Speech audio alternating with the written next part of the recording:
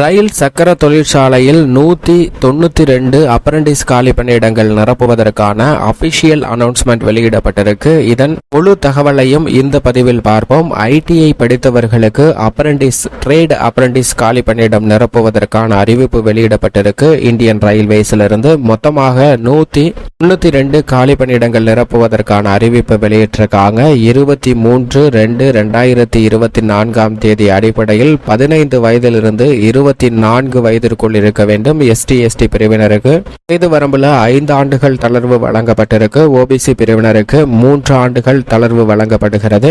Apprentice trade பொறுத்த வரைக்கும் பல்வேறு பிரிவுகளில் காலி பணியிடங்கள் அறிவிக்கப்பட்டிருக்கு. ஃபிட்டர் 85 காலி பணியிடம், machinist 31, mechanic motor vehicle 8, turner 5, CNC programmer come operator 23 காலி பணியிடம், எலக்ட்ரிஷியன் 18, எலக்ட்ரானிக் மெக்கானிக் 22 காலி பணியிடம், பல்வேறு விதமான பிரிவுகளில் மொத்தமாக 192 காலி பணியிடங்கள் நிரப்புவதற்கான அறிவிப்பை வெளியிட்டிருக்காங்க. கல்வி தகுதியை பொறுத்த வரைக்கும் 10ஆம் வகுப்பு தேர்ச்சியுடன் ஐடிஐ பாடப்பிரிவில் சம்பந்தப்பட்ட துறைகளில் தேர்ச்சி பெற்றிருக்க வேண்டும் அப்படிங்கிறத குறிப்பிட்டிருக்காங்க.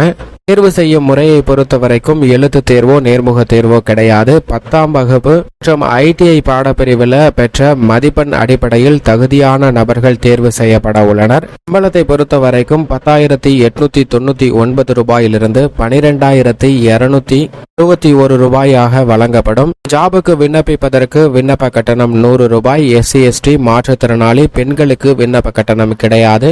ஜாபுக்கு விண்ணப்பிப்பதற்கு அபிஷியல் இணையதளம் apprenticeship india.gov.in என்ற இணையதளத்தில் விண்ணப்பிக்க வேண்டும். இதுபோன்று ரயில்வே மட்டுமல்ல பல துறைகளிலிருந்து வரக்கூடிய அப்ரண்டிஸ் காலி பணியிடம் நிரப்புவதற்கான அறிவிப்பு இந்த இணையதளத்தின் மூலமாக விண்ணப்பிக்க முடியும்.